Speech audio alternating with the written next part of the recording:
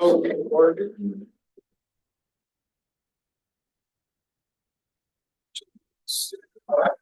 Of the United States of America, and to the republic which stands one nation under God, indivisible, with liberty and justice for all. Take 30 seconds for silent consumption.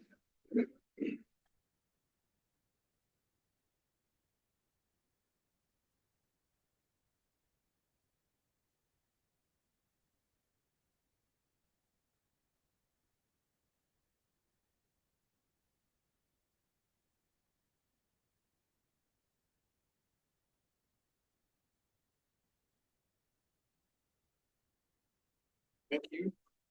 We'll move on to the approval of the agenda. Mr. President, I move we approve the agenda with the following amendments. C1, additional certified and classified personnel actions for consideration. Item number E.3. Second. It's been moved and seconded that we approve the agenda with additional certified and classified personnel actions for consideration. Item E3. Is there any more discussion? All in favor, please raise your right hand. All opposed, same sign. Move on to delegations, questions, answers, public comments. We do have a public comment tonight. Becca Burnfin, 5 minutes.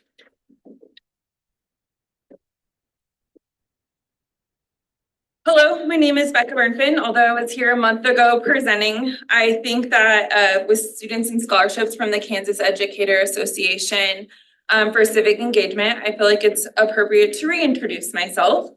I am a world history, U.S. history, and government teacher at Garden City High School. I not only work with general education students, but remedial students trying to make up a history credit that they might not have passed. Additionally, I run an accelerated program for kids who want to be early grads. They finish U.S. government in 30 days or fewer by taking a 1.5 hour class at the end of the day. And this runs through competency-based learning. Some of you might know me from my prior role before being at the high school. I was a 6th grade social studies teacher at Bernardine Sitz. There, I was the lead social studies teacher, and I served as the 6th grade district-wide social studies teacher. I took on the entire 6th grade remote learning classroom in 2021. I was also part of the original Kansas Reading Roadmap program at Gertrude Walker, which today you know is Engage, and I still work there during the summer. All this to say that I'm pretty sure I've made a claim that I know a student or two in Garden City Public Schools. Additionally, and humbly, not because of what they represent, but because I really struggle with handling awards and achievements, I was the 2016 Crystal Apple Teacher, 2017 Kansas Exemplary Educator, 2019 Advisor when Bernardine Sitz earned the Kansas State Civic Advocacy Award, the 2nd year in the process. The building I serve at now won it in its 1st year. You can imagine that I cannot have achieved any of this without students leading the way in education in my classroom. Which brings me to today. At the May 6th board meeting, a group of students from a program called Resist. Resist is a statewide youth-led program that uses activism to try to manipulate the marketing of the tobacco industry differently than on news and mass media. This team of students presented a proposal through public comment process. While I watch and attend every Board of Education meeting, I like to be an informed citizen. You can imagine I was confused while the group of students stood here and said the only reason they were doing it during public comment was because they were denied a full presentation by district administration. After some follow-up, to be clear to me that there was a barrier put in place for those students to even reach the public comment sphere. And I'm to say I'm disappointed in that process is not enough. I would like to take back to the night I presented you, where I gave you a list of proven practices laid out by KSD and the National Council for Social Studies on improving and implementing civic learning. For those of you who did not have them, I will summarize them for you. Practice 1 is to provide instruction. Practice 2 is incorporate discussion of national current events and international. Practice 3 is to provide students with community service opportunities. Practice 4 is offer extracurricular. Practice 5 is encouraging students to participate in school governance. Practice 6 is encouraging students to participate in democratic process, and practice 7 is the community and family involvement. I would like to let you know that if we look at a group like Resist, they're an extracurricular group, practice 4, who work with the school and community, practice 7, and tried to present their feelings to a board of education, a local school governance, practice 5, which brought light that students do not complete mandated remediation program after receiving 3 days OSS for drug use and are allowed to be brought back to school before so. New information to many of us, including educators. However, this extracurricular group had to jump the same hoops and barriers that teachers often feel are given to us when we are trying to change a broken system. Coming tonight was more of a public congratulations to that group of students who have all been my students in the past 6 of 10 years serving in this sphere of Garden City. I use all 7 practices laid out by state and national organizations. I am incredibly proud of them. As most of you were there at graduation, they embodied the message. They showed up and did their work. On Tuesday, May 7th, the day after the public comment, coincidentally, we were learning about protests of the 60s and 70s in America from primary resources from our textbook. This excerpt came up, No Stone Unturned, The Life of Maggie Kuhn, where she says, go to the people at the top. That's my advice to anyone who wants to change the system, any system. Don't moan and groan with like-minded souls. Don't write letters or place a few phone calls and sit back and wait. Leave safety behind. Put your body on the line and stand before the people you fear and speak, even when your voice shakes. When you least expect it, someone may actually listen to what you have to say. Well-aimed slingshots can topple giants. Resist group, if no one has told you today, I am so very proud of you.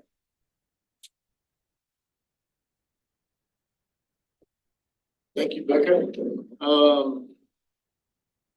We'll move on to the recognition of the Ronald McDonald House out of Wichita, the Pop Tab Challenge winning Georgia Matthews Elementary School. Janet Reed and Amy Roach.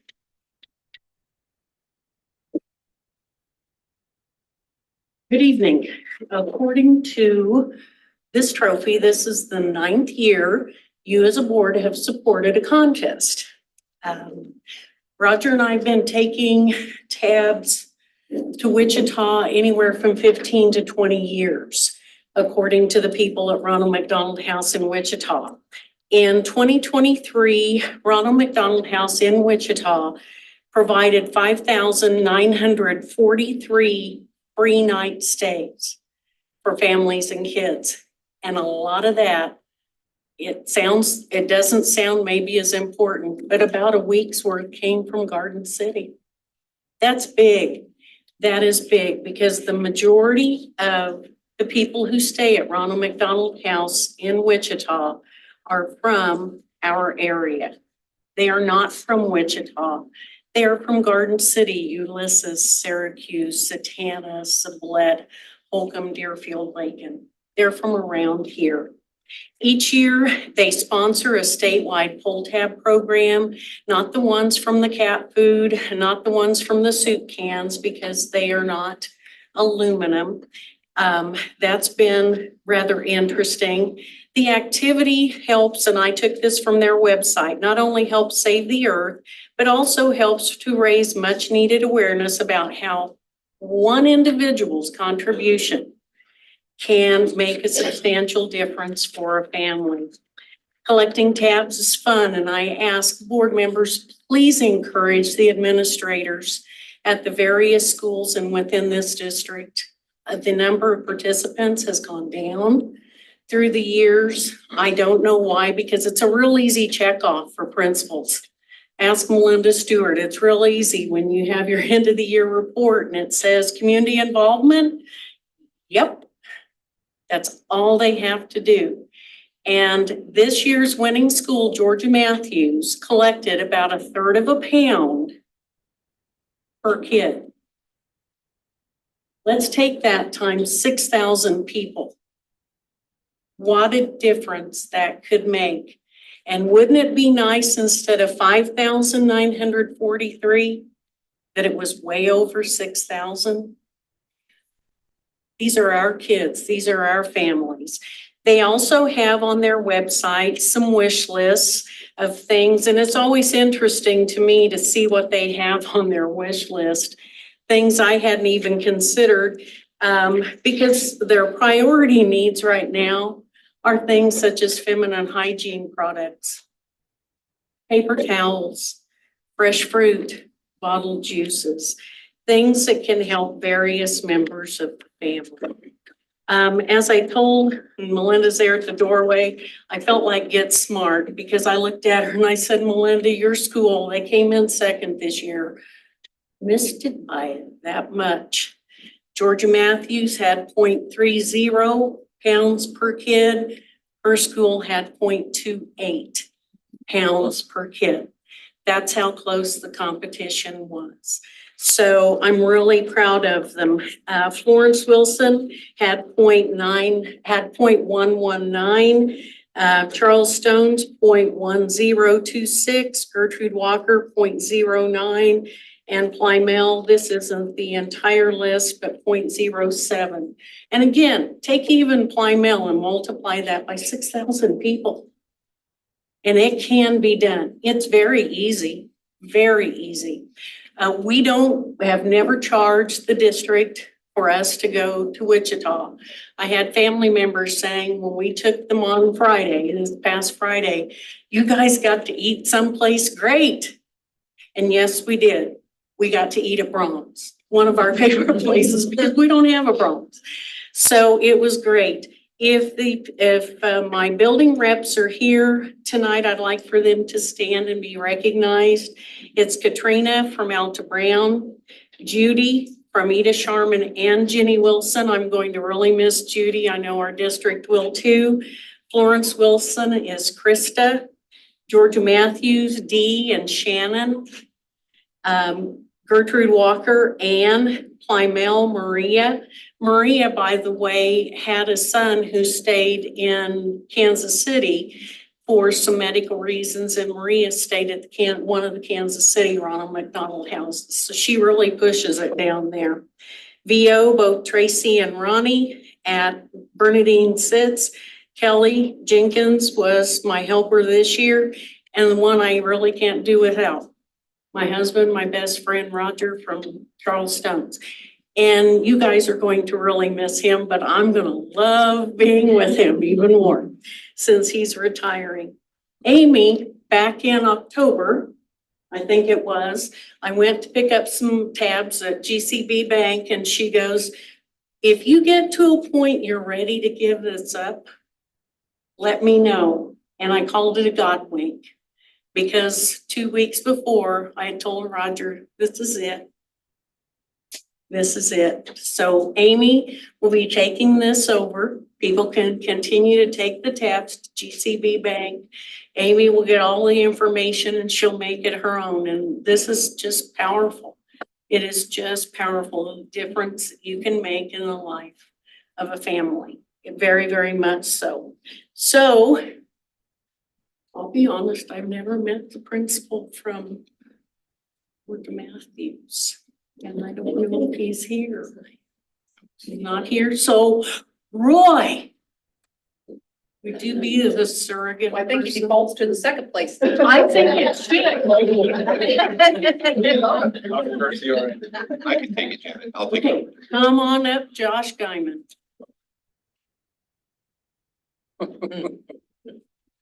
And then you'll have to tell him he owes you one, Yeah, right? that's right. Okay, Nothing all over his head. there you go. Thank Thank you you. very much for supporting this, and Amy will do a great job. But please encourage it because it is something that is very, very helpful to our community, our Southwest Kansas community. Thank you. Thank you.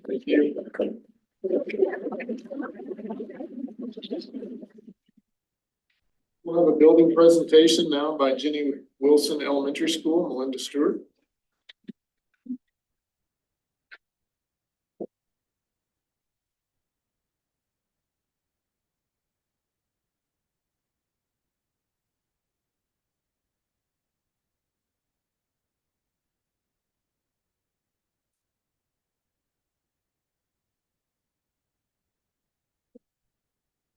was supposed to come in on that side. Oh, okay, everybody back out. Okay, this is amazing. We are Jenny Wilson. My staff, I just want to give a public compliment to this group of ladies and man. Gotcha, Sam. I've never seen a group work so hard and care so much about kids than this group right here. And so what we're going to showcase for you tonight is our Capturing Kids' Hearts. We have some students that are gonna help do that, but we want to show you kind of what it's all about. But first, I'd like everybody to introduce themselves and tell what position you are. Julie Cessna, secretary. Mary Jane White, instructional coach.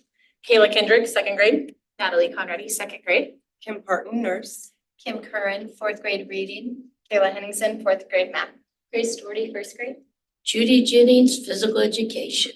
Jessica Lofquist, gifted teacher. Christy Strecker, special education resource. Peter Sotelo, school counselor. Ashley Powers, art and ESL. Becky Brandt, library. Samuel Brandt, resource para. Hassan Sheikh, kindergarten. Okay. Why Capturing Kids' Hearts? Because that's exactly what we wanted to do. We wanted to capture our kids' hearts. It's so important that you can pull in with the culture and capture their hearts, because once you do that, everything else comes. So I'm going to give you a little bit of discipline real quick, and then I'll turn it over to Mrs. Brandt. But our discipline, when you look at it later, we have 533 positive referrals. That's huge. Every teacher does one per student every week. That's the only thing I require. And then the specials do one. I guess every teacher does one, at least one a week. But you can see that's so much more than that. So we do have 88 FYIs, but we started using the FYIs a little differently this year. We're using it as like a documentation. So instead of having like little notebooks and things like that for the teachers in the room, I just tell them, put it in Skyward, then it's there. So if somebody comes to see me, I can look back in and I can see if they have some notes. Okay, our unsatisfactory citizens, it did go up a little bit to 34, but I'm happy to report the majority of those are kindergartners. First time at school, and and there's a couple that have several of those. So, there can be repeats, but otherwise we had 14 physical. And again, those are mostly kindergarten, and there's a first grader that kind of adds to that. And then everything else we're at 1 for like sexual weapons, disruptive behavior, and 1 for lying. So the point I'm trying to make is there's 1 fourth grader that had a half-day ISS. He was a repeat to my office many, many times. Those of you that have had him in the past know that. And he only had half a day this year. Huge improvement. No other fourth graders, no third graders, 2 second graders. So that goes to show that this program is working. It's given teachers the tools, and it's time for you to see those now. So, Mrs. Brandt, let's start off with you. I'm going to start with the engage part of Capturing Kids' Hearts, and it is a really, really important part. It's how we start our day, and it's the greeting of students. So we greet each and every student. We start at the front door. They're greeted at the front door. They're greeted again in the hallway. They're greeted again in the gym, and then again when they get to their classrooms. And it can be, they can choose the greeting. It can be a hug. It can be a high five, a handshake, several different things. Okay, so and it is important because it tells you how it's essential to the success of the day. Okay, so getting things started off right. All right, and I'm going to turn it over to these kids right here, and they have each part of the presentation, and they're going to introduce themselves so you know who they are. Hello, my name is David Wright. I will share our social contract. Social contract is where we split into different groups and think of things that the students need to follow throughout each day of the school year. And after we're done with thinking of our thoughts and writing them down, we share them with the class. After we're done sharing with the class, we pick the best ones that we think that should go on our social contract. And when we're done sharing our thoughts, we make a social contract. Everybody signs their names, and then we put it on one piece of paper, and there are each one, and I'm pretty sure everybody in the classroom. And these are some pictures that I can share with you. This one ready class is this one. And if you see any of these blue things, we wanted to focus on them in the library classroom. So Miss Billows wanted to focus on listen. Miss Livermore's class wanted to focus on keep body to self. Miss Curran's classroom wanted to focus on golden rule, honest, manners, listen, good attitude, and be calm. And you guys want to pass these around? Here, just start it right over here. Yeah, thanks, David. Hi, I'm Jayla Van Vliet, and I'm going to tell you about our nonverbal signals. Our timeout is staff-led, and it's when teachers want to get students' attention. And once they put that timeout up, our voices are off, and we go to level 0. Like, for example, if we're at an assembly and Mrs. Stewart wants us to maybe quiet down, she'll put up a timeout. And then the next one is a check, and it can be from a student or a teacher, and it's to help teach and it's to tell other students like, hey, you're not following our social contract, get back on track. And then our foul is staff and student led, and it's like when you maybe hurt someone's feelings or say something that's not that nice, you give them 2 affirmations. So they restore the friendship. Can you tell me a little bit what an affirmation is? An affirmation is something that like I told somebody, like your smile, I love how you come in every day with a big smile. You want to give your paper? Well, you'll need that back too, won't you? Yeah. In a little bit. Okay, we'll pass it. Yeah, go ahead and pass it, then we'll get it back. You got note on the back of there, so you'll need that back. Okay. My name is Madeline Stecky. I'm talking about good things. So whenever a teacher calls on a student, everyone's voices are up and the eyes are on the speaker, and the student talks about like a good thing that they had like during the school year day or on the weekend, and then once they're done, everybody claps and the student or teacher picks somebody else. Anyone have any good? I have a good thing. Our good thing is state assessment scores came in 3rd and 4th grade, reading and math scored higher than everybody in this district and everybody in the state. So it's work. Along the line, I'll share a good thing. I help with the FastBridge data. And as you know, we do a FastBridge screener 3 times a year. And our spring data came in. And in our building, I looked at the data, and we do basically there are 4 math screeners. Out of the 4 math screeners, Jenny Wilson was first in 3 of them in the district and second in the 4th. And then going on to reading, again, we do 4 screeners, and Jenny Wilson was first in 3 of the 4 screeners and second in the 4th screener in the district. So. You had a good thing. You want to share your good thing? My good thing is that their reading celebration was today, and I got to be in it. All right. Anyone in the audience have a good thing? Well, I have a good thing. You have a good thing? Yeah, so not only have we been asked and blessed to be a part of the Capturing Kids' Hearts, but we were also given a nice little band to go with it. So we are a show.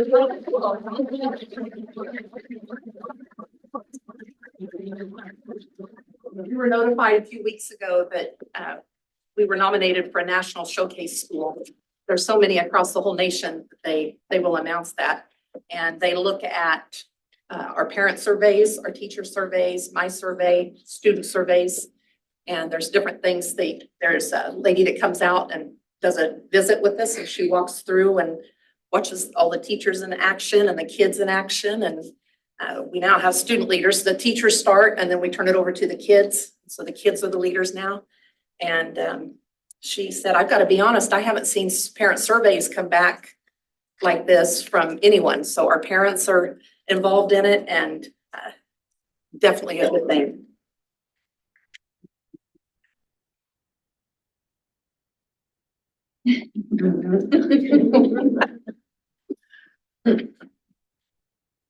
Perfect. Okay. And this is our triangle for capturing kids' hearts. Excel is like when you're doing the best and you're like you're doing your best that you can in class and you're following our social contract. And you're gonna be out beyond and I can't say that. Above and beyond. Average is you're doing kind of good, kind of bad. It's in the middle. Like it's not the best you can be, but it's not the worst you can be. It's right in the middle. But above it is like you're not doing your work, you're just sitting there and you're not doing your best. It's fun to see kids go down the hallway, and if they see other kids, they'll be like, need to excel, need to excel. We have some teachers that use it in their writing. So they tell the kid, they'll tell their students, are you gonna have an Excel paper, or are you gonna do the minimum? Or are you gonna be an average paper? And so it works very well, doesn't it? Okay, our last little. Launch is what we're gonna share next. The launch is shared at the end of class. It can be a quote, story, or joke, and this is a way of ending the day period in a positive way and setting students off to begin their next class in a positive attitude. Here is the launch for this evening. When you have a child's heart, you have a child's mind. Ah, well done.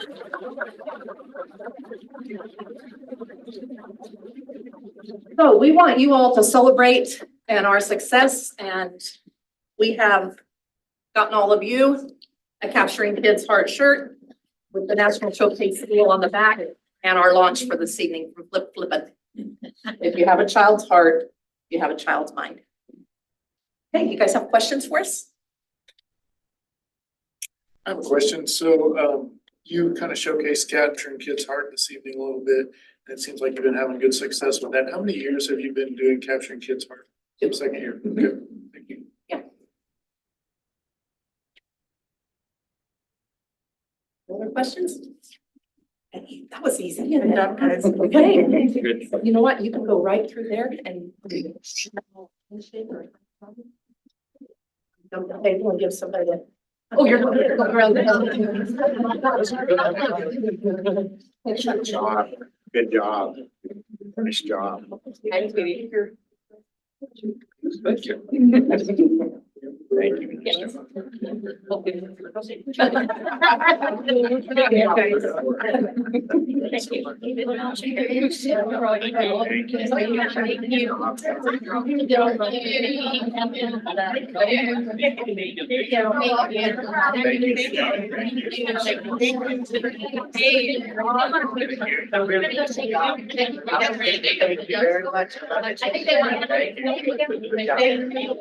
Yeah, you're gonna pick me up. It's a PE teacher.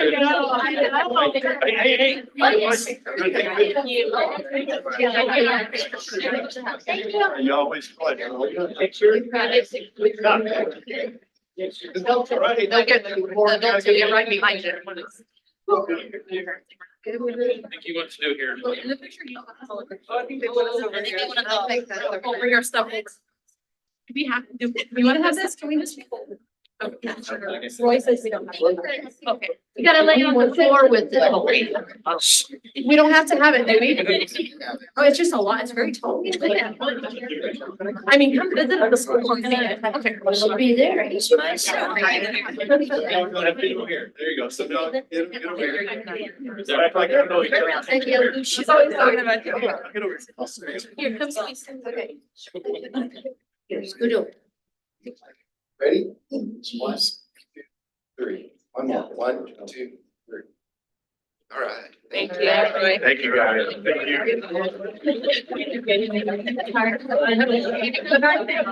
And we teach together. There you go. Ready? All right. Thank you so much. Here you go.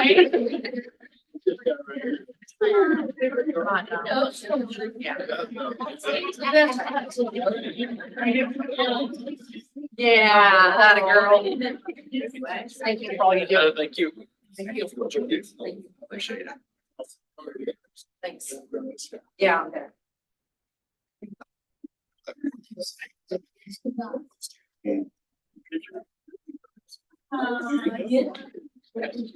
Thanks. Did you want to hug me?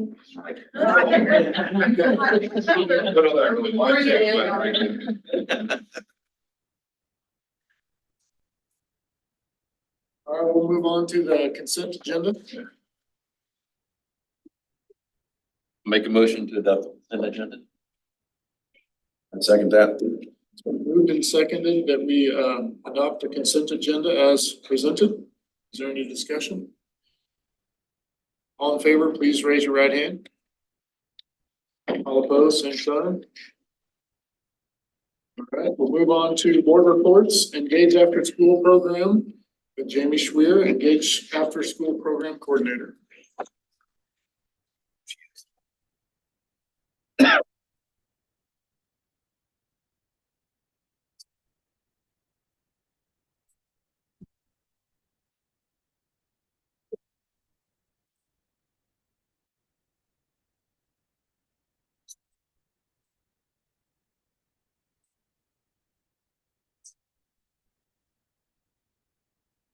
Well, I'm Jamie Schwer. I am the lead facilitator for the Engage After School Program. I oversee all the 21st century grant schools that we have here in the district. Our grant schools are Gertrude Walker. That grant is called the Dolphin Pod, and we're currently in the 3rd year of that grant. Jenny Wilson and Alta Brown are tied together on a grant, and we're in the 2nd year of that one. Victor Nellis and Florence Wilson are tied together on another grant, so there's 3 total in the district, and we are in the 4th year of that grant. The grant cycle is a 5-year cycle. So when you start your 5th year, then we're able to reapply if we would like to reapply. And then we find out the following June-ish, whether we were a grant recipient or not. Right now, I'm the site facilitator for all 5 schools. The grants are designed the first 3 years, they're funded pretty well. And then the last 2 years of the funding, the grants are designed that it's not as much 21st century grant funded, but more of the district. There's some more shared runnings of the funds for those. We do have observations from outside observers. So each grant will have 4 observations. So like at Gertrude Walker, I did have 4. But then like if there's 2 schools to a grant, each school gets 2 visits. I do have compliance visits from KSDE. They come out, make sure that we're doing what we're supposed to do and our finances are like they're supposed to be, all of those. And then this year, the Kansas Enrichment Network is back to being full like they were before COVID. So they were out and did an observation of all the grants as well. So I just had one this year that had the compliance check. Next year, I'm assuming that Alta Brown and Jenny Wilson will get drawn and we'll have to go through that with that. We track hours that we have programming. That's what the grant requires. So that's what I do. The grant requires us to have business partners. So our business partners are Finney County Farm Bureau, Lee Richardson Zoo, the Extension District, Garden City Arts Center, Finney County Public Library. And then we do have some partnership with Tyson. So they do help us out as well. This year's student attendance is listed there with the schools and how many students were involved in the programs. Staffing was better this year than last. We started off a little short, but we were able to recruit and I was able to get all our buildings fully staffed this year. So that was really nice. The summer program will start June 3rd and it will be held. One site will be at Jenny Wilson or at Gertrude Walker, the other at Florence Wilson. And those buildings are both completely staffed there. I do have even a waiting list of people that if doesn't work out for someone, they could take the position. Our focus for the after-school program is to help close the gap between the struggling students and their peers. We do have a very structured program that we focus on academics. It's pretty heavily on the reading base. We do include STEM for enrichment. We do target some math skills as well.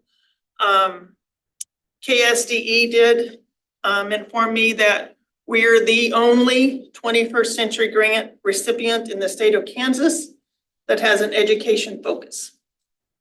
A lot of the grant recipients are YMCAs, Boys and Girls Clubs, things like that in more the metropolitan areas.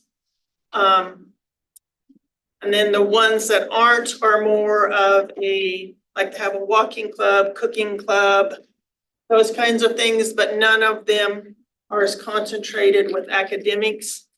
Probably the biggest part of the academics the other programs have is a homework club. And so if you have homework, you're given somewhere to go and do it after school. So I think that's a pretty big feather in our hat that we have this type of program. Nick pulled up some data. Jason, can that show? Is there a way to make that show the bottom part too? There you go. Thank you. He pulled this data for me. He's comparing after-school kids with non-after-school kids. So he used the early reading report from Fastbridge. And so on the left-hand side is the after-school kids. The right side is the nons, and you can just kind of see the orange are kids at high risk. The yellow in the middle is kids at some risk. And then the green at the top is kids with no risk. And then at the bottom, he's kind of broke it down. So the high risk in the fall, the after school kids was at 3% and the non-after school was at 8%. And through the course of the year, for the low risk, the after school kids, when we gained 6% and the non-after school kids did 2%. I think all of you have these in your presentation, so you can kind of go through those. So he compared early reading K through first, then he compared the A reading second through fourth, and the early math K through first, and then A math second through fourth. So there is quite a bit of progress that the after school makes with these kids. We are making a difference. When we start out with the lowest of the kids, that's who we target, our tier 2, tier 3 kind of kids that are at the most at risk, and we can close that gap with them and their peers. That is kind of what our focus is, and that's what we're working towards. We do participate in community service projects. For the last 2 years, I've had different sites. do a canned food drive. This year it was Alta Brown. So the kids did a school-wide canned food thing. And then they were able to take it to the Emmaus House and give that to them.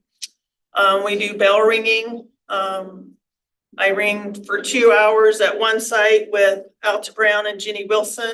And then I go to a different site and ring with Gertrude Walker. So that's 4 hours of ringing that happens for our community service.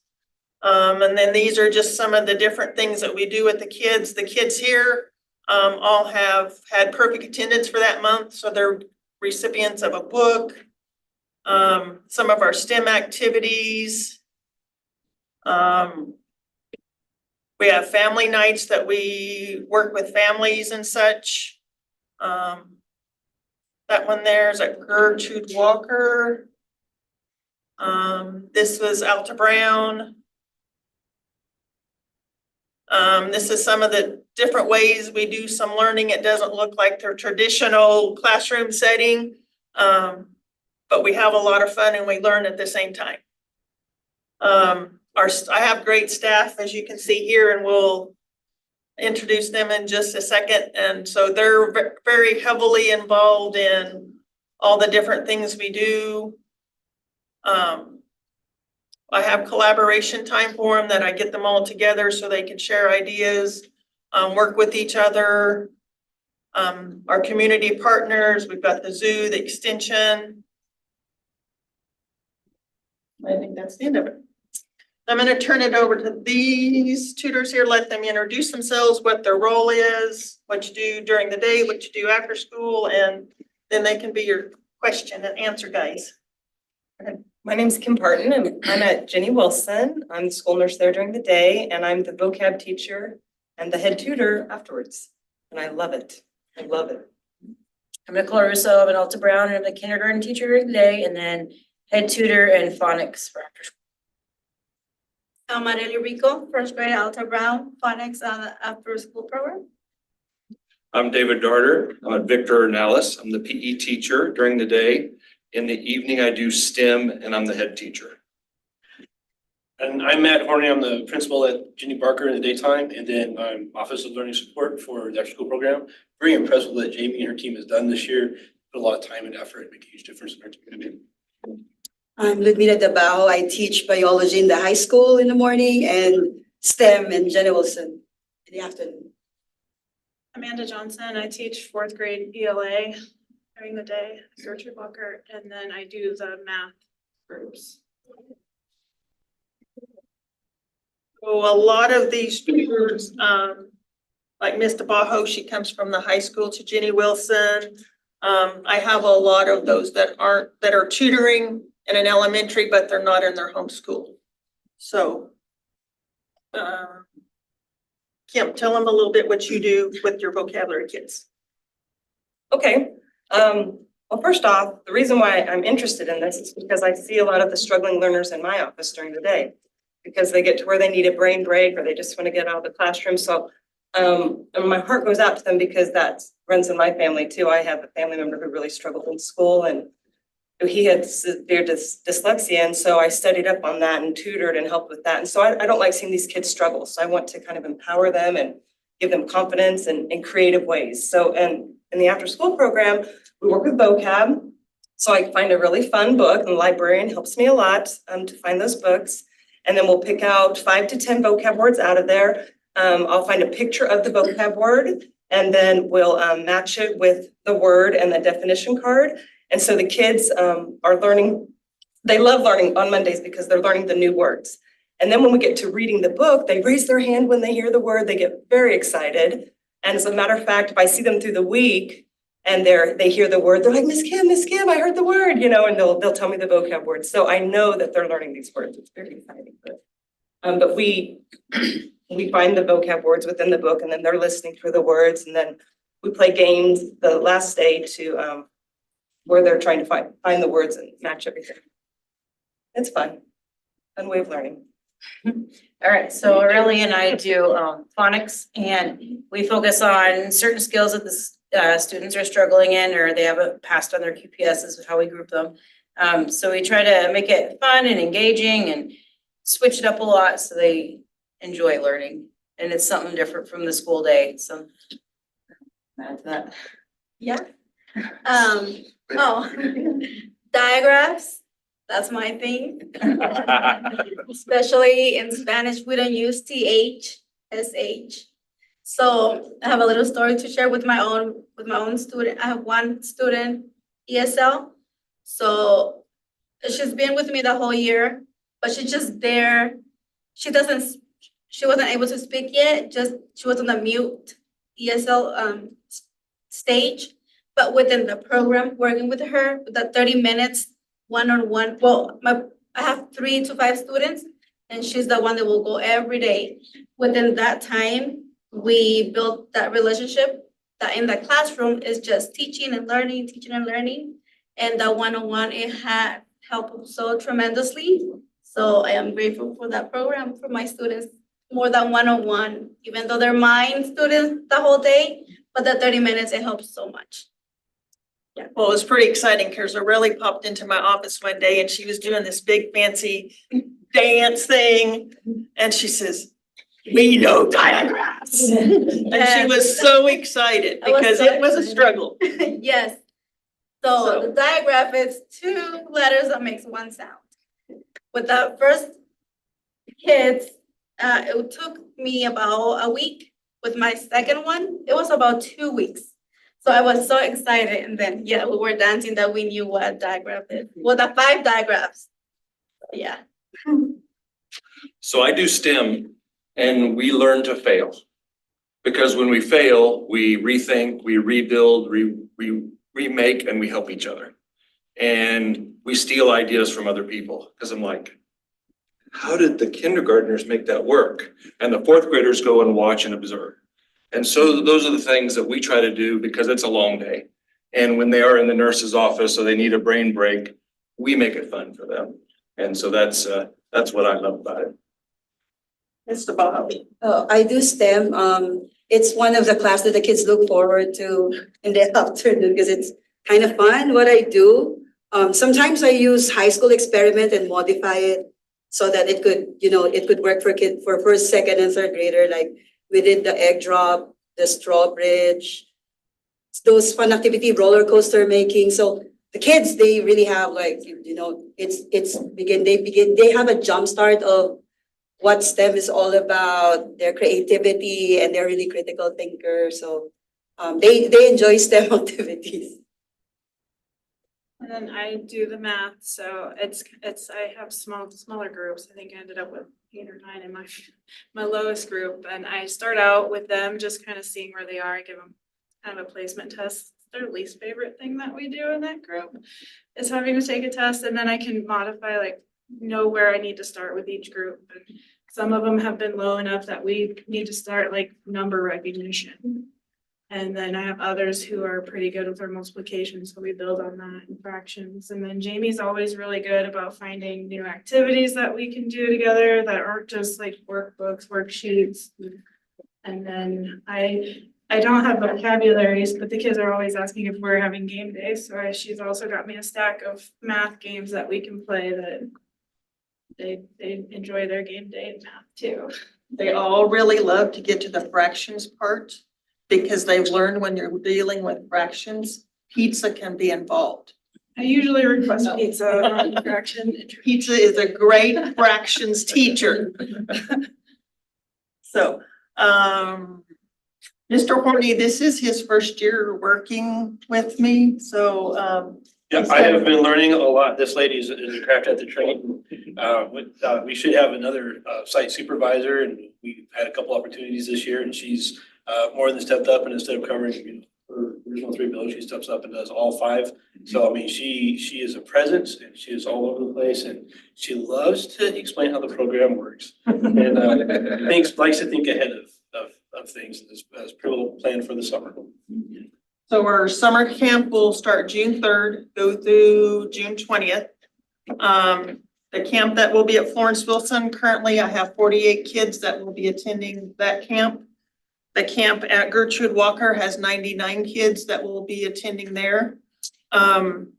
in addition to the students that I recruit through testing and stuff, we also are going to host the migrant summer program. So at all 5 of our schools, the migrant kids from those buildings will be incorporated with those. And then at Gertrude Walker, we're also going to incorporate the newcomers. The newcomers that are at Abe Hubert, and then the 5th and 6th grade newcomers from Charles Stone's will also be incorporated into the program at Gertrude Walker. So that's all I have. If you have any questions, they would be more than happy to answer them. You may have said this, but I missed it. How are kids placed in this program or chosen? So Mrs. White just explained to you that we have 3 benchmark testing periods. So those fast bridge tests, once those are given and that data, those test scores are in, then I'm looking at those reports and I'm recruiting from the tier 3, which is the high risk kids, and then the tier 2, which are the some risk kids. And then the invitations are sent to those kids. I do have some tier 1 kids that participate in the program, and we have just accelerated kind of what we do with those kids to meet their needs as well. And she's also good about, if I have a kid, I know they're really starting to struggle, and I like, hey, do we have room? And if there's room for them, she'll try to get them in if we get the paperwork back. So then how long do they stay until they test? If their scores improve good enough, then they're.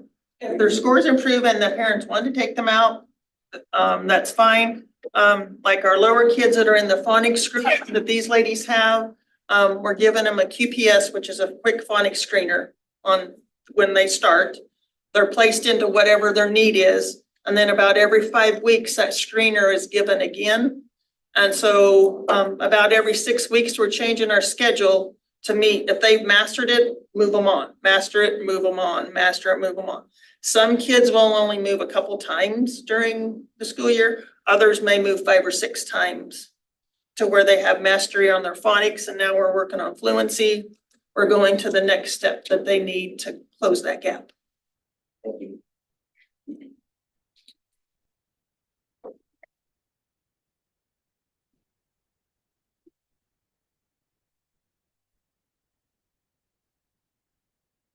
Thank you. Okay, thank you. Thank you.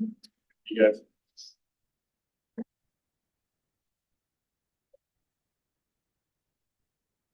All right, with that, we move on to new business. Board of Education is asked to consider in the Southwest Plains interlocal agreement. Better statement.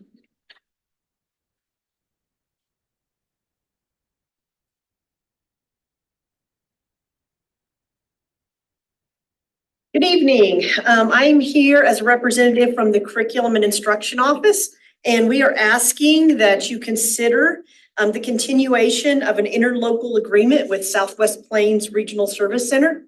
The current interlocal agreement will expire on June 30th of 2024.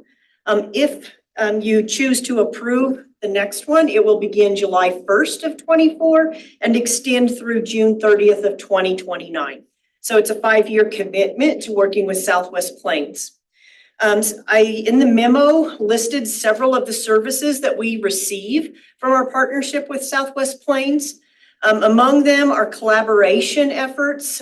They host meetings throughout the year at different levels of administrators. So for example, our ESL coordinator goes to Sublette and has the opportunity to meet with other area-wide ESL coordinators, and they get an opportunity to talk about shared issues.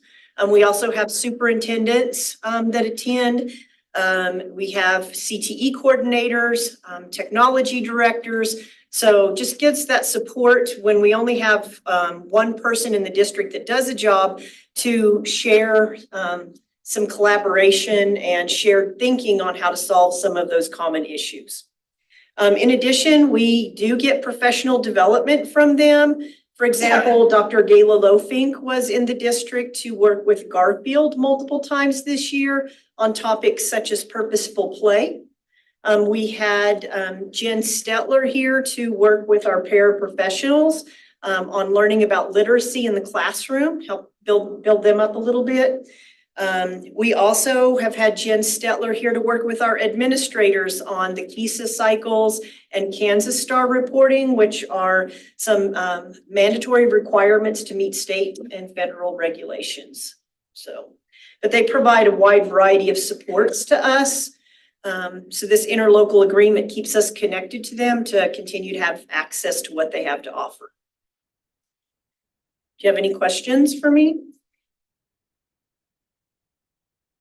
I have a question regarding the cost of the program. I mean, in our packet, it's talks that it costs $4,500 a year is our annual fee. I asked Jessica for kind of some costs associated with yearly. So I see it fluctuates some. It went down and then it went up almost 20%. Is that based on how much we use their resources? Yes. So there's a $4,750 membership fee each year. And then we pay depending on the services that we contract with them. So like this year, we did have several days where Brittany Shields came and provided instructional coaching support once a month to Lucas Sullivan and Garden City Achieve because we didn't have an instructional coach there full time. Now, that's not a service we're going to continue next year. We have added a coach position that'll be there weekly to work with him from within the district. So we won't need to contract that service anymore. So it does fluctuate a little bit based on what they're offering and what our district needs are, but also what we're able to cover within district. So I know we've also contracted e-walkthrough with them. In years past, we're not planning to continue that this year. We're looking at a different site to kind of coordinate that, one that'll allow us a little more flexibility in changing our walkthrough document as our needs in the district change. So you will see some fluctuation just based on what our needs are each year. But it is nice that they give us the opportunity to just pay as we go. I think that some other organizations do want you to pay and plan upfront what all you're going to contract, and they're very flexible with us. We'll call and decide we need some support on a district in-service day and, contract those services, and they just bill us for the number of staff members that are here that day.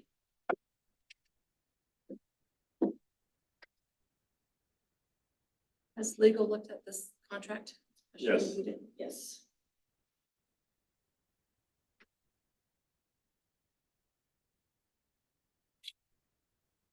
Dr. D, what's your opinion on it?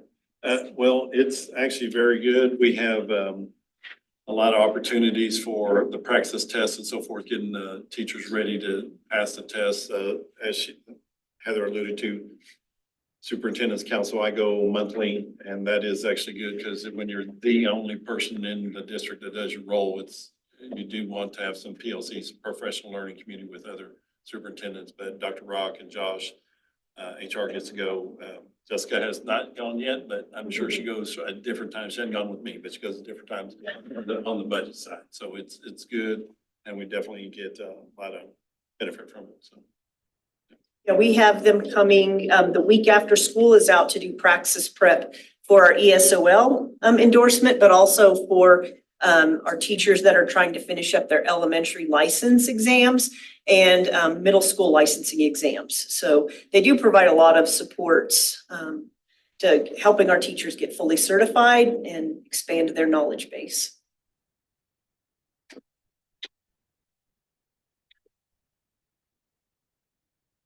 How many years has the district used this? I know we're just ending a 5-year. Was it prior to that as well? I can't say for sure without looking that up, but they've been around for a long time. I'm guessing it's probably decades, but I could. As long as I can remember time. We've got the South Plains, which is 27 years, so. It's gonna have you qualified. And they provide services all over Southwest Kansas, so they likely have these interlocal agreements with everybody in the southwest corner. And we were told at our LOI meeting, they are still looking for a board member. So if anybody's interested on serving on Southwest Plains board, I'll just put that plug in for them. It would definitely help you to know more about all the things that they do have to offer, though.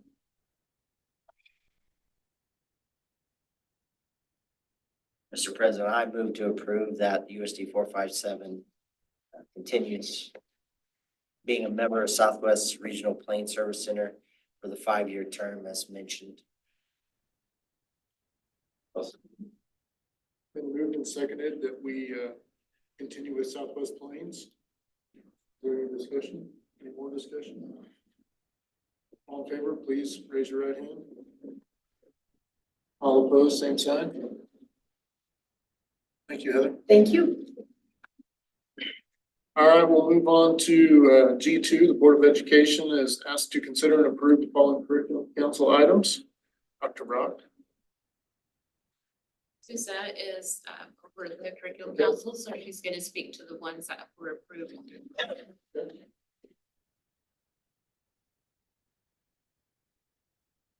We have 4 courses that we're asking to be approved.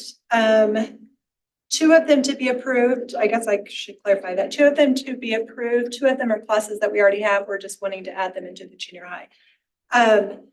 So the virtual success strategies would be for the virtual academy. It is a class that is on their Edgenuity. They're wanting to offer it as a quarter credit. So any of their staff that are, or their students that are coming in, this would be one of the first classes that they take, which will kind of help them plan on how to work in a virtual environment. Some planning, providing practice tools to use through the Edgenuity piece. And goal setting and kind of things like that to make sure that they're staying on track in their virtual learning. The second one is the introduction to Leader in Me at Garden City Achieve. And this would be for a half credit. They are already a Leader in Me school and they are doing Leader in Me through their mentoring, but since they're kind of limited in their electives, they would like to offer this as an elective course instead of just in their mentoring. So students that are coming to them, they would take this when they first get there, and it will teach them the 7 habits, which is the first kind of intro piece to Leader in Me, and then they would continue on with that as they're there. It would just kind of give them the basis of Leader in Me. They're asking for that to be a half credit, and it would go over the 7 habits such as be proactive, begin with the end in mind, putting first things first, think win-win, seek first to understand and then to be understood, synergize and sharpen the saw. So they're a 9-week class, so they would go over one of those about 1 a week and then kind of wrap it up those last 2 weeks and lead into some more of the Leader in Me and how to use those habits. And then, so those 2 are brand new classes that they would like to offer in the virtual and in Garden City Achieve.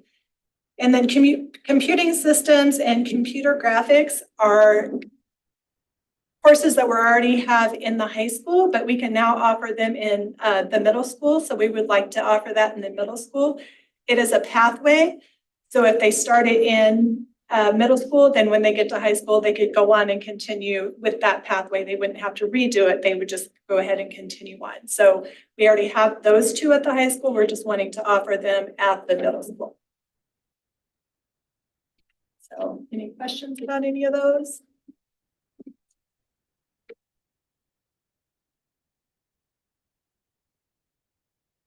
All these, there's this checklist where they get approved by the principal, curriculum council, instruction office.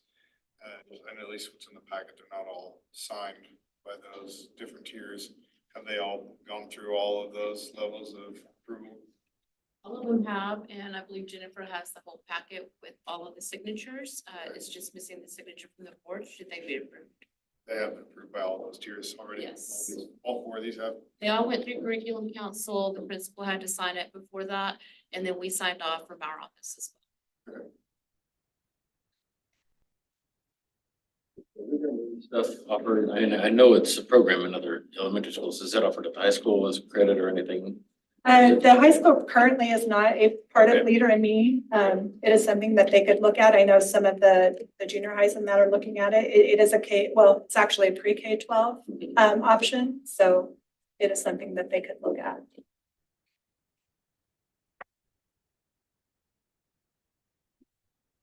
The computing systems class says that there's no additional cost for a teacher or technology.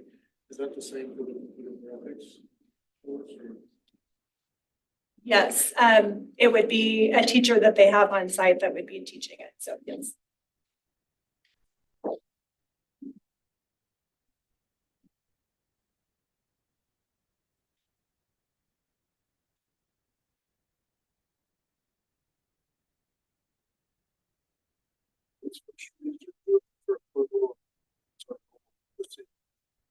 There are first reads, however, should you want to approve them?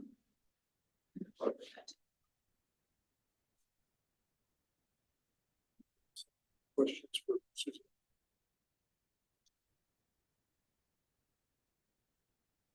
Mr. President, I move that we approve the new curriculum council curriculum ideas as presented. Second.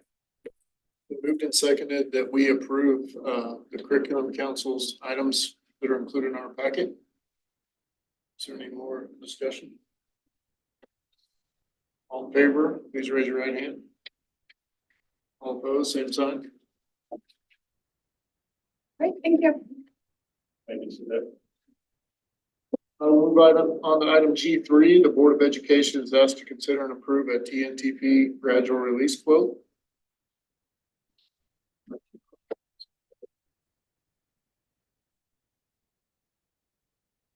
Good evening. On this TNTP quote, just wanted to give you a little bit of background. This is the new teacher project that has been in the district for the last 3 years. And they've built a great foundation with a focus on literacy.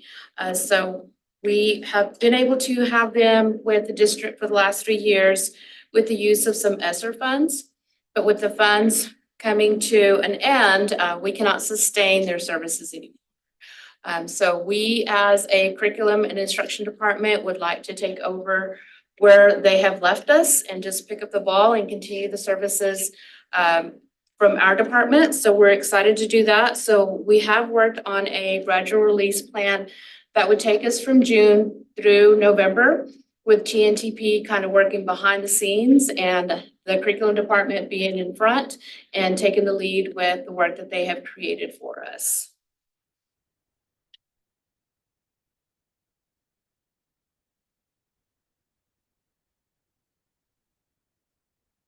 Questions for Dr. Rock? Do you feel confident at the end of that November 30th time, you'll be able to continue or have enough support, enough mindset there to maintain it then after that, or? I do feel very confident that we would be able to continue. One of the projects that we're working on is Get Better Faster through Paul Bambrick, which is a scope and sequence that's based on highest leverage. It is a lot of the work that I have completed in my previous experience before coming here. We are building the capacity of our leadership team as well, so that they can help lead the work along with the curriculum and instruction department.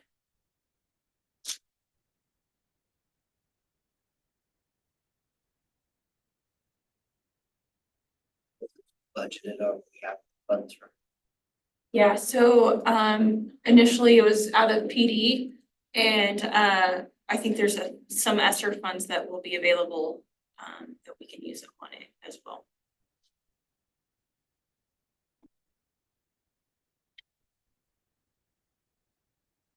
We just felt confident with Dr. Rock on board that building everybody's capacity is the model, and we definitely need to bring that down to the teachers and model that instruction and be the lead on that. So have our people lead it.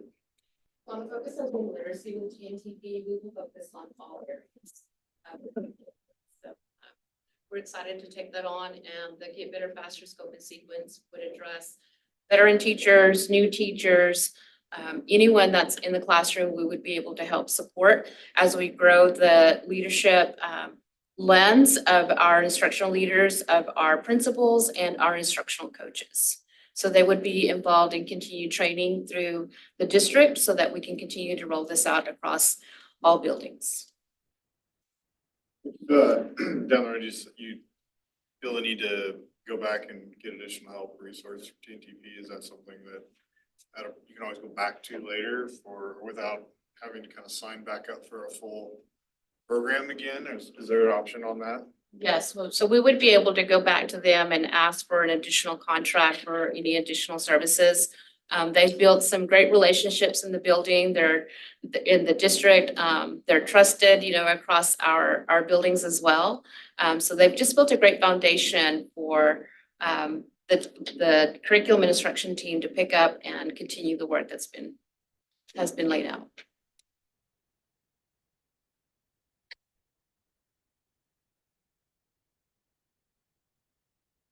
This is for through November, is that what you said? Correct. So it would take us from June through November, end of November. How much was the previous annual membership? It's like 425,000.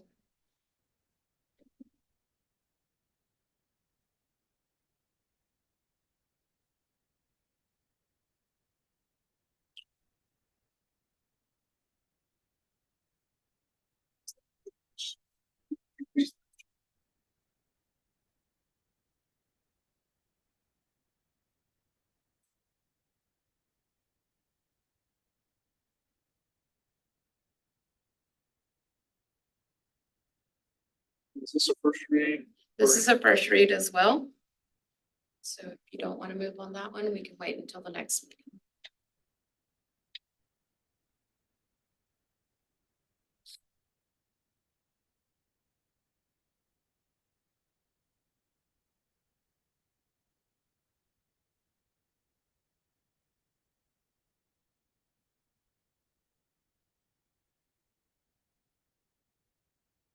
You look for a motion?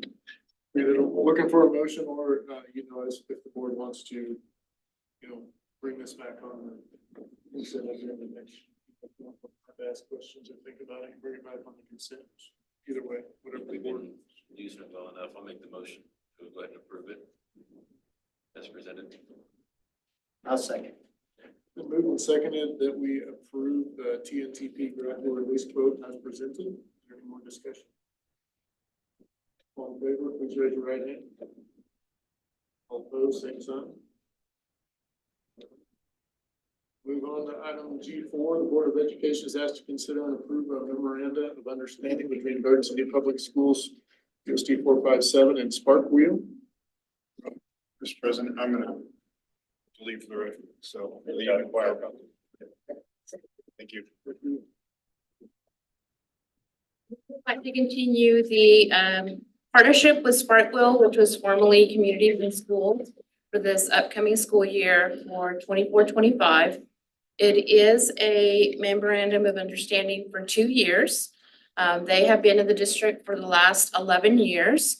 They do provide direct services to several students and families in need of support in the areas of academics, life skills development, positive behavior supports, and attendance.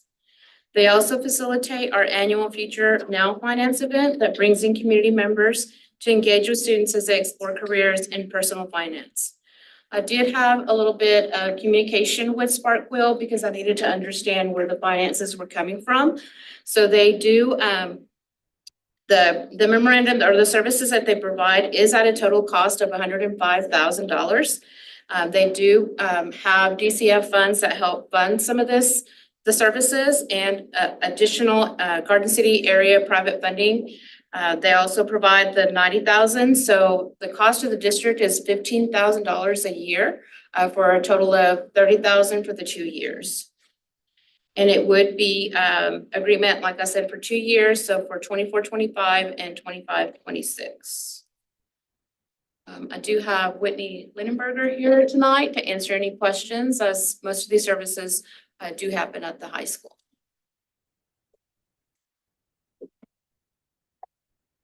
Can you just speak to Spark?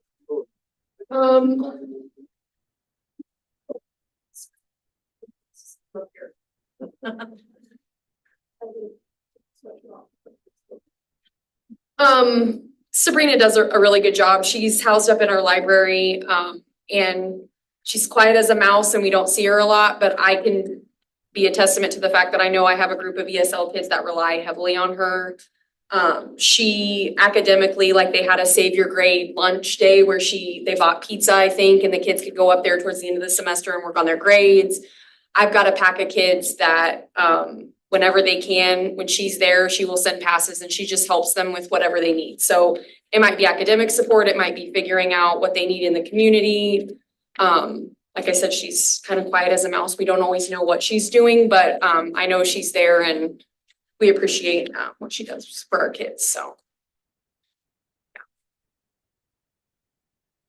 In the Future Now financing, which is a really big deal. There's like a whole bunch of community organizations and they come set up in the freshman academy. And then kids get like a card that says, you're a teacher, you make this much money. And then they roll the dice and something happens and they have to kind of walk around and figure out like, how are you gonna pay your bills? Oh, you have 3 kids. Guess you can't have that BMW anymore. How are you gonna pay your rent? That kind of stuff. So that's a really big event that takes a lot of organizing and she helps out with that too. So does all that good stuff. So we just kind of provide the spot. I will say I had an opportunity to come over and be a part of that event there and was able to watch the kids as they interacted with that. And some eye-opening moments for them. Oh, yeah. Learning about what life really is like. One of my teacher's daughters is a freshman and she came up to her at lunch and said, Mom, I was an architect and I only made $40,000 or something. We were laughing like, oh, well, welcome to reality, man. I don't know. So, yeah.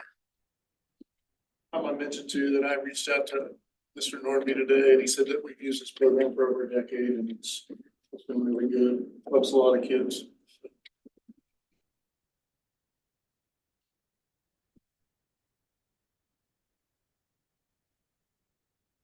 Mr. President, I move to approve the MOU between Garden City Public Schools, USD-457 and Spark Wheel as presented.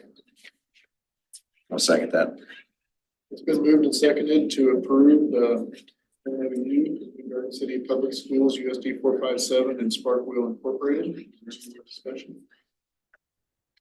All in favor, please say, or raise your right hand.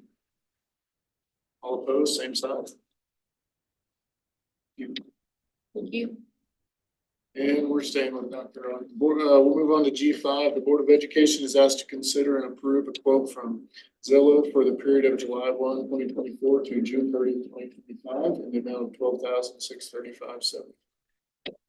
Our CTE department oversees the Zello, and that's overseen by Jenny Hands. Zello is a platform that's used by our secondary students, 7th through 12th grade.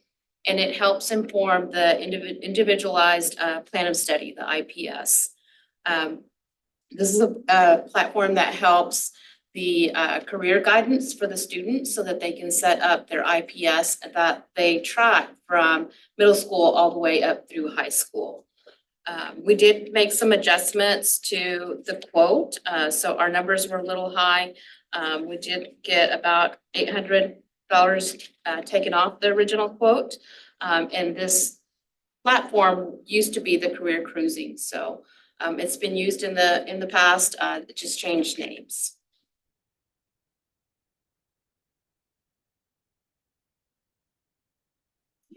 I would just say, every student has to have an IPS in order to graduate. And for us, we find that with 2,000 kids, this is a program that's fairly simple to use. Our teachers know how it works. Our kids, for the most part, know how it works and they can just log in and it follows them from year to year.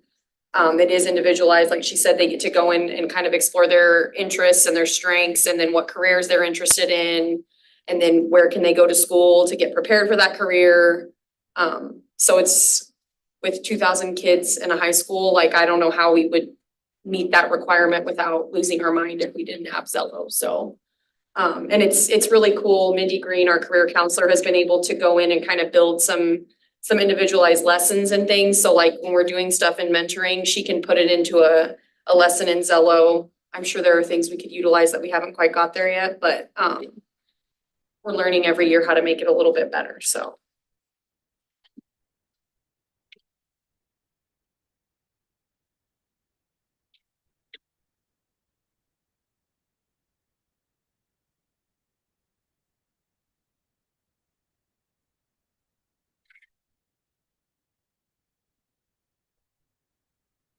Just want to add one more thing.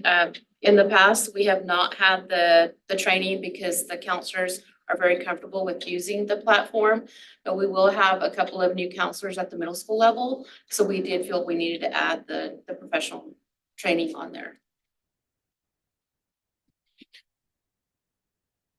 Mr. President, I recommend we approve the Zillow renewal quote as presented. I'll second. Been moved and seconded that we approve the quote from Zillow as presented. Any more discussion? All in favor, please raise your right hand. All opposed, same sign. Thank you. Thank you. We'll move on to G6. The Board of Education is asked to consider and approve the Garden City Public Schools USD-457 and Heather Forbes in the amount of $15,000. Josh, go. So, Heather T. Forbes is, she's a presenter. We sent a group of teachers last year to see her. Danica Kitch, who runs our behavior classroom, she has used a lot of her strategies and is really kind of bought into that. This is something that we would like to bring to the district and get all of our teachers exposed to. So the plan is our back to school in-service day after convocation's over with. Her class would be one of the breakout sessions. We would have breakout sessions throughout that day that they could go to. So we would have, I believe it's 6 breakout sessions that they could attend on Heather T. Forbes. She's written 2 books, Classroom 180, which is actually the PD that we sent some of our staff to last year. And we purchased some of the books. We've seen some really good things from the folks that have used it and felt like it would be something that would be good to bring back to the district. So that's the plan. And our hope is that once we get here, and she's kind of talked to Gina Galpin's the one that's been kind of visiting with her, and Mrs. Heather doesn't want to come in and just do a one and done thing. I think she wants to do some follow-up with us. So our hope is that if things go well with this, we may be looking at developing other contracts to kind of continue some of that work with her in the future as well. We've obviously identified that behavior is an area that we need some support with, and I think this would be a great resource for us. So reading it, so 2 questions. Okay. Do you feel that this will help with the teacher safety, student safety, and classroom management? That's our hope. It will help with classroom management, yes, and safety. I mean, there's going to be those outliers that are going to need a lot more intense services, but yes, that's our hope that will help with that. I think Danica's definitely seen some success with using those strategies in the behavior classroom. And this would be available to teachers at all levels? Yeah, it's going to be, it'll be a pre-K-12 option for them to attend. There's no way to say exactly how many will attend. No, my guess is that it will be well attended. We're planning on it being well attended. And the funds for that, we have that significant disproportionality money that's been set aside, and so this would be something that we could use for that, so that we could expend some of those funds. So that's what we would use the money for. You said some of our staff went to the conference and she presented some of the Classroom 180 stuff. Have you looked at any of the Classroom 180, or do you have a taste of what what she presents on and what I'm not super familiar with it, John, to be quite honest. I know we sent, Lucas Sullivan went last year. Let's see, Lucas, Kristen Tone, I believe Glenda Gibson. So some of our folks from the TEP, Danica went from the behavior classroom. So our programs that have our most intense needs, those are the folks that have attended in the past. And I know Danica, one of the things when I sent her, I told her that if I was going to send her last year, that she needed to bring it back to the district. And so she's kind of tried to bring some of that back and share with the staff in the evenings after school, a couple times a month. So the discipline and the empowerment for everybody, as Randy alluded to. It is for the teachers to empower them to deal with discipline, but it also, it does help the student, it does help everybody. And it, I say this often, it's all about the training. We have to get trained to be comfortable with the relationship piece, regulations, the safety, because it is the student safety, but it's other student safety included, and as well as the staff. So everybody gains when we get the secure training.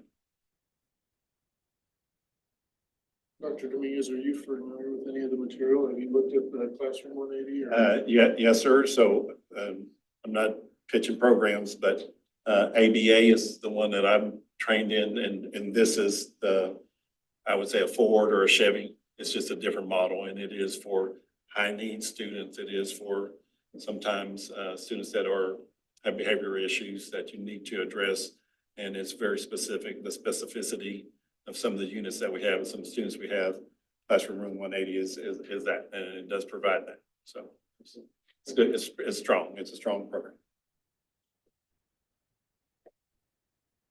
These funds also are very like specified on what you can use them for, and I'm just now working through the budget on them.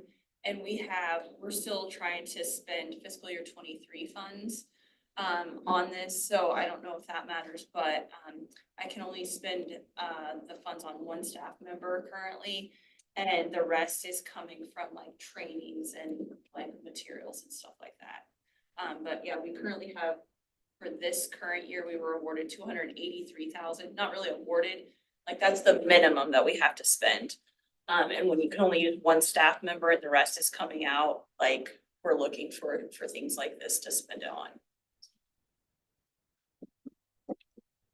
And legal has approved the contract? Yep. I know in the contract, there's some technical requirements that if we don't have those, it can add to the cost. Do we have those? Yeah. Okay. Yeah, and we just need to make sure that everything works before she shows up. Yeah, we talked about that because that's a pretty big hit. So, yeah.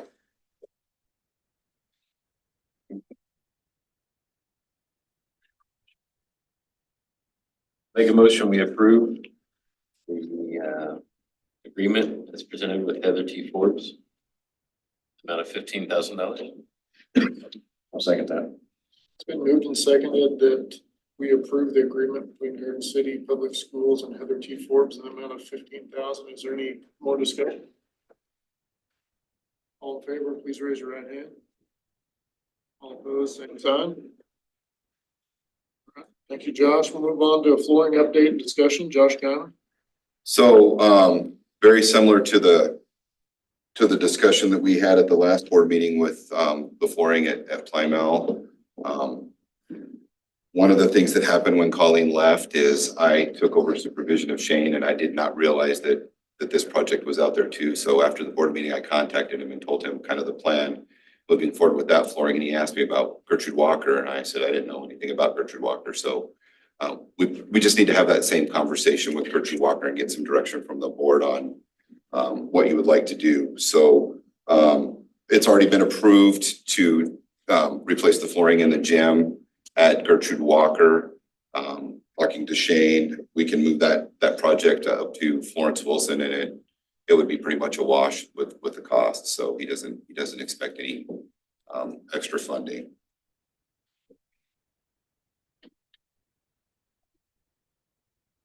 Regardless of what we do with schools, we're still gonna have school at Gertrude Walker next year. Is Yes, the sir. floor that's currently there in any danger to the students? Have you looked at it? Is it? It's got some pretty significant cracks in it. I know that David has been in contact with Shane quite a bit, and they've come over and they've worked on it quite a few times this year. It's going to need to be replaced. If that building does continue to stay online, we'll have to look at replacing it. I think it's just one of those things on kind of where you guys want to move forward. I don't know that it's a safety issue. I think David's done a really good job of keeping in contact with Shane, and in the event that he feels like it's a safety issue, but there's definitely some cosmetic issues there for sure. And you said it was in the gym? Yes, ma'am. But the pictures David sent were tile. Yeah, it's cafeteria gym. Oh. The elementary schools are cafeteria Okay. gyms. They're Yeah. not wood. And so in Florence Wilson, you know, they've got the wooden floor gym, but they also have the cafeteria gym, and so it would just go, that's where that would go. When was Florence Wilson scheduled for that? I mean, are we at the end of that floor life, or are we moving it up from in the long-term planning? Do you know the answer to that, Jess? I don't know it off the top of my head. I'm assuming that they would be next year, would be my assumption, and that's why they were there, but that's an assumption. I'd have to look at the long-range plan to know that. Is this something that we would need to make a decision on tonight, or would it be available to bring more information back to us by next meeting, or will that screw up the ability to get it done at either school? Or? I think Shane would like to know tonight, just so that contractors are, I think, gonna be ready when school's out.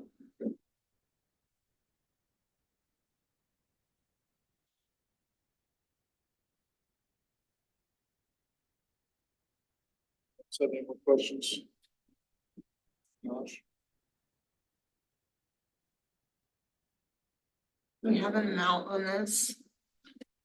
We don't, because the funding's already been approved. Robin? Actually already paid for it. Yeah, it's already been paid for. We just need to know if we are putting it in it, where we're taking it, so.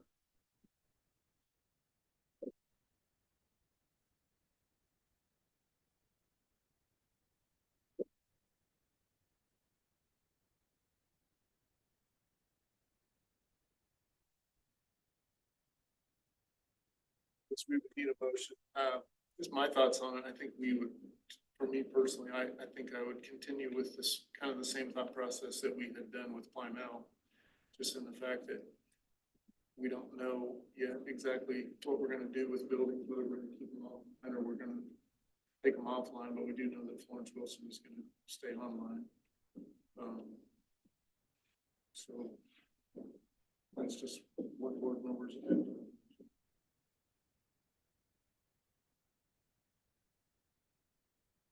I kind of take the same stance as I did with Plymouth. We're still 2 years, maybe out 3 years, so my opinion is to move forward with it as it was planned, but I do understand what we're talking about. I kind of feel like Randy, even if that building's closed down as a school, I feel that it would be used as something, repurposed as something. So it would, no matter what, still need to be repaired.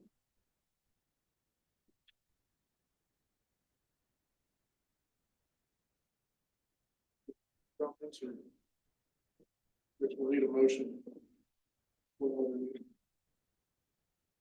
President, I'll make a motion that we continue with the flooring project and not relocate it at this time. I'll second that. It's been moved and seconded that we continue with the flooring project at Gertrude Walker as scheduled. Is there any more discussion? All in favor, please raise your right hand. All opposed, same sign. Thank you, sir. We'll move on to board open discussion. Jackie? Did graduation yesterday. How many kids was there? 400 and some odd, so I think he said 457, so there. Yeah, something like that. It was a big. It was a lot.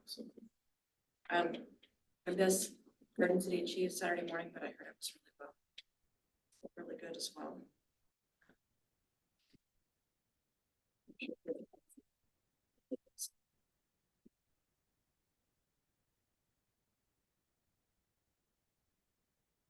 I'll go.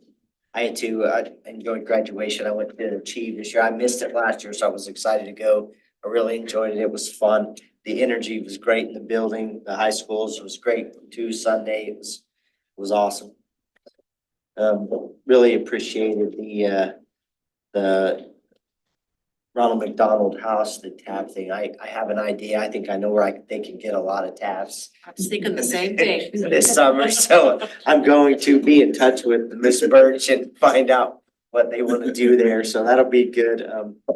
Capturing kids' hearts at Belinda always does amazing. Everybody knows that. Her reputation speaks for herself. They do a great job. And the Engage After School program is great. I always love to see the continual programs and things that we do that I really feel like we go above and beyond on things and try to help these kids. So that's it.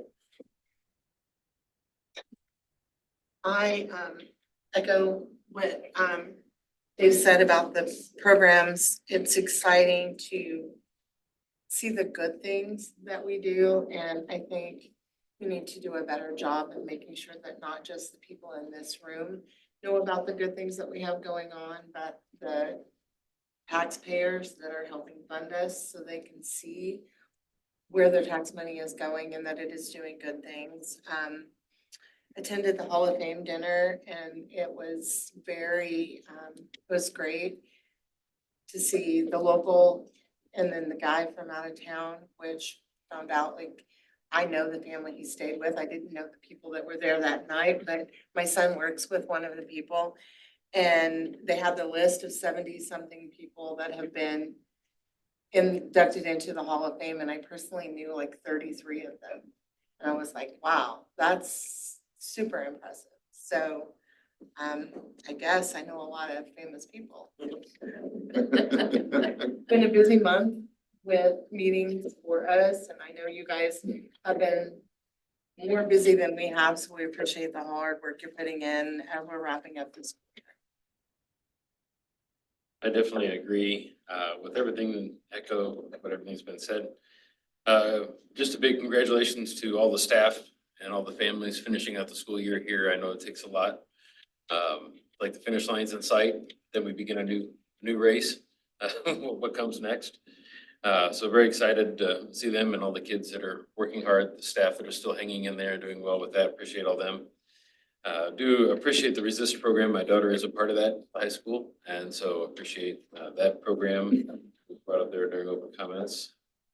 I have also saved pop tabs at the church there, so I've made my contribution, but will continue to do so. Those great things, and then just the different things that are going on in our schools. It's been a privilege only in the last few months to be able to see some of these things and to look back, but see them in person here. But there's so many things, great things going on within our school system. It's fun to get to see that played out and encourage that. And definitely continuing to expand that after school initiative and be innovative as a school system to engage, enrich, and empower our kids at all levels and get them up to where we need to go and keep moving forward. Just appreciate all the hard work everybody's doing. Just want to say thanks. And this last few days have been a whirlwind with so many things going on. But it's been fun to see the achievements of the kids, of some of them a culmination of 12 years of hard work in the school system. So I think we celebrated, I think I counted 10 4.0 students graduating from the high school, if I remember right. I could be off there, but it was just good to see those kids that are working hard and the teachers and staff make that all happen. So appreciate everyone doing that, from the guy who mows the grass outside all the way to the custodians inside and the teachers doing that. Everybody is a significant part of the school system here, so appreciate that. The Jenny Wilson presentation, Capturing Kids' Hearts, there were some big smiles on these kids' faces tonight, and that was apparent. They were enjoying what they were doing, and the staff as well. That, you know, I think we're fortunate to have staff that care about what they're doing and seeing the results with these students. Yeah, same thing with the after-school program. You can tell there that everybody in this room down the line was enthused about what they do and cared about what they do and enjoy what they're doing. Got to attend the Hall of Fame dinner Friday night, which enjoyed that. The GC Achieve and Virtual Academy graduation Saturday, really enjoyed that. That was a good time, and it was great to see those students get their diploma and move on. And then the Garden City High School graduation on Sunday, that was enjoyable as well. And it's great to see students achieve in the 4.0, the honors, and so on. It's just enjoy seeing what this community, USD-457, the staff, the administration are doing here in Garden City, Kansas, and moving forward, and seeing when you see the Hall of Fame and what some of those folks have achieved coming out of Garden City High School, that's impressive. So congratulations to all. Thank you, Mark. Yeah, I'd like to kind of add on, like the Ronald McDonald House, I think is just such a great resource for people in a time of, need. And Janet Reed has done that for so many years. I'd just like to thank her as that transitions, but she's done a great job and you can tell she's extremely passionate about it. Jenny Wilson, the Capturing Kids Heart recognition, that was really, really awesome for that school to be recognized nationally for that. And just the academic success that Jenny Wilson had as well. They kind of shared some of that. That was very impressive. And then just to follow up, graduation, it was really fun to see the excitement of the students and their families as we graduated Garden City High School and achieved and the virtual academy. But I would like to say a big thanks to Mr. Nordby and, his staff, and then Mr. Sullivan and his staff, and then the plant facilities. They prepared the buildings for the parents and the students to come in and have a day that they could celebrate. And they were both very well ran and it went off very smooth. So I just know there was a lot of work behind the scenes on that. And I just wanted to say thank you for that. And thank you, board, for the Ronald McDonald House, the support on that. That does, people in need, sometimes they get into that situation, they're overwhelmed, and that comes at a good time. Capturing Kids Hearts, Jenny Wilson, their presentation, always a class act. They're always on top of their game. We wish Millen Stewart success in her retirement. Achieves Leader in Me. They're already using the goal setting this year, but they really are going to delve deeper into it. So that's going to be very impactful for those students. The Engage programs, we don't want learning loss over the summer, so that's important. She does a great job of supporting students, staff, and moving that forward. Convocation where, people will say to us, are you ready for school to end? And we don't count down, we count up, and we're already getting ready for convocation in classroom 180 that you guys approved today. Thank you for that. It was one of those things that really going to be impactful, and it will not be a one and done. We definitely want to start that with the masses and continue that to support all of our students and staff. Friday evening Hall of Fame was lovely. Those two individuals that recognize us. And Robin, you are famous, so that you know all the famous people, but those individuals very accomplished, very, studious young men, and big time schools, and just phenomenal for the crescendo on Saturday and Sunday of graduation. Andy asked me about the robe Dr. Rock and I wore, the three insignias, the three lines signifies that you have a doctorate. And Dr. Rock also, she kind of talked me into it. I won't say she coerced me, but she kind of did. But anyway, just so you know, 0.0004% of the U.S. population, Hispanics have a doctorate. So very few, very few. And the truth of that is, most of those are women. So even that, I'll have to do the math and see how many are men. So most of those are women. So I appreciate it. You guys are great. And then just lovely for the things we're doing here at USD-457. All right. Thank you very much, Dr. Dominguez. With that, we're moving into an executive session. Mr. President, I move we go into executive session for 25 minutes probably. 25 minutes to discuss negotiations for the 2024-25 school year pursuant to the exception for employee negotiations under COMA, beginning at 7:40 p.m. 7:45, sorry. 7:45 p.m. And the open meeting will resume in the board meeting room at 8:10. Now, it's not going to. I would like to invite Dr. Dominguez, Josh Guyman, and Jessica Notheran to join us in executive session. I'll second. Been moved and seconded that we go into executive session for 25 minutes to discuss negotiations. No discussion. All in favor, please raise your right hand. All opposed, same sign.